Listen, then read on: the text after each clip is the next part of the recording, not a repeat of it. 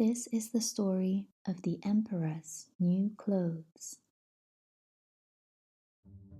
Long ago, there lived an emperor who loved beautiful clothes so much that he spent all his money on being finely dressed. His only interest was in going to the theatre or in riding about in his carriage where he could show off his new clothes to the public. He had a different costume for every hour of the day.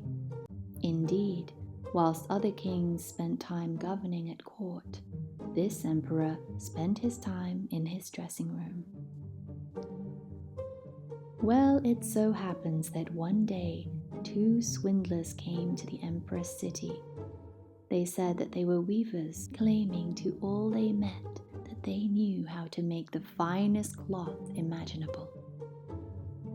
Not only were the colors and the patterns extraordinarily beautiful, but in addition, this material had the amazing property that it was to be invisible to anyone who was incompetent or stupid. When the emperor heard of this new cloth, he said to himself, "If I had clothes made from that cloth, I would become the envy of all kings. I would know which of my men are unfit for their positions, and I'd also be able to tell clever people from stupid ones." So he immediately summoned the swindlers and gave them a great sum of money to weave their cloth for him. So they set up their looms in the palace and pretended to go to work using invisible thread. They asked for the finest silk and the purest gold, all of which they hid away, continuing to work on the empty looms, often late into the night. After several days, the emperor grew impatient. "I would really like to know how they are getting on with that cloth," thought the emperor. But he was a bit uneasy when he recalled that anyone who was unfit for his position or stupid would not be able to see the material.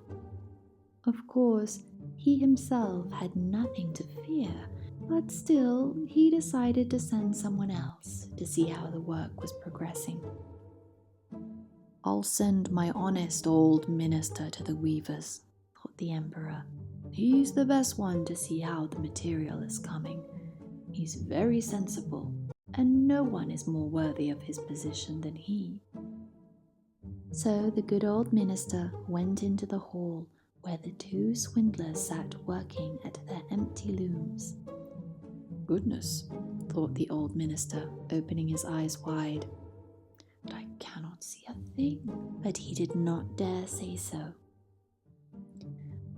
The two swindlers invited him to step closer, asking him if it wasn't a beautiful design and if the colors weren't magnificent. They pointed to the empty loom, and the poor old minister opened his eyes wider and wider. He still could see nothing, for nothing was there. "Gracious," he thought, "is it possible that I am stupid? I've never thought so. Am I unfit for my position? Oh, no one must know this. No, it will never do for me to say that I was unable to see the material." "Well, sire, what do you think?" said one of the weavers. Oh, it's magnificent, the very best," said the old minister, peering through his glasses. "This pattern, these colors are... Yes, I'll tell the emperor that I am very satisfied with it." The swindlers now asked for more money, more silk, and more gold, all of which they hid away. Then they continued to weave away as before on the empty looms. The emperor sent other officials as well to observe the weavers' progress.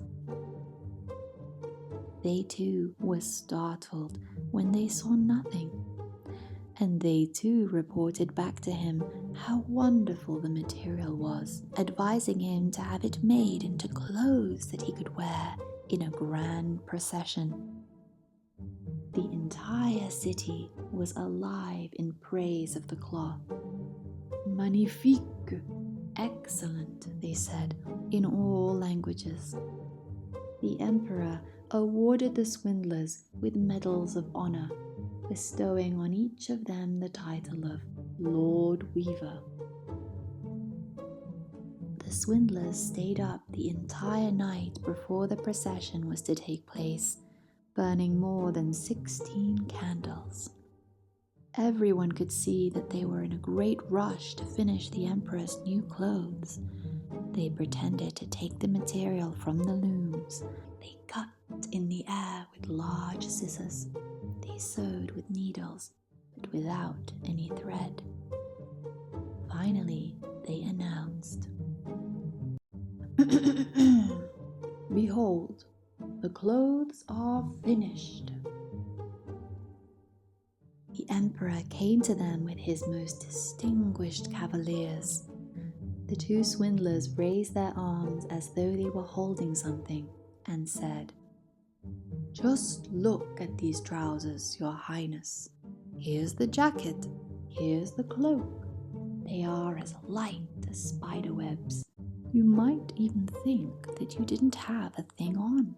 But that is the good thing about them." "Ah, splendid," said the cavaliers, but they couldn't see a thing, for nothing was there. "Would His Imperial Majesty, if it please His Grace, kindly remove his clothes?" said the swindlers. "Then we will fit you with the new ones, here in front of the large mirror." The emperor took off all his clothes, and the swindlers pretended to dress him, piece by piece, with the new ones that were to be fitted. They took hold of his waist and pretended to tie something about him. It was the train. Then the emperor turned and looked into the mirror. "Goodness, they suit you well. Oh, what a wonderful fit," they all said.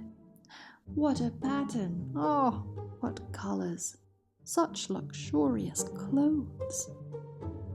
The Grand Master of Ceremonies then entered the room and said, "The canopy to be carried above your majesty awaits outside." "Yes, I am ready," said the emperor.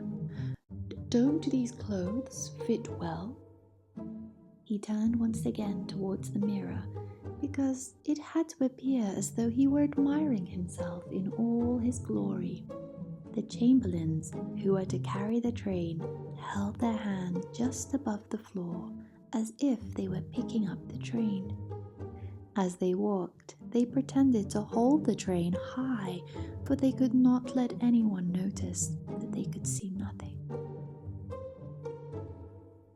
The emperor then walked beneath the beautiful canopy in the procession, and all the people in the street and in their windows said, "Goodness, the emperor's new clothes are incomparable. What a beautiful train on his jacket. What a perfect fit." No one wanted to admit that they could see nothing, for then it would be said that they were unfit for their positions, or that they were stupid. None of the emperor's clothes had ever before received such praise. Then, from amongst the crowd, a small child looked up at the emperor and yelled, "But he doesn't have anything on." The crowd, at first startled at the outburst, began to whisper and then to laugh hysterically. Finally, all the people cried out, "He doesn't have anything on at all."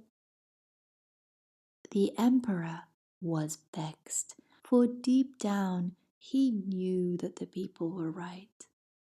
But proud as he was, he thought that the procession just had to go on. So he carried himself even more proudly, and the chamberlains walked along behind him, carrying the train that wasn't there. The end. If you've enjoyed this video, please consider supporting this channel by subscribing and hitting the notification bell so that you don't miss out on future uploads. I'd also love to hear from you in the comments. What did you think of the video? Until next time, stay kind.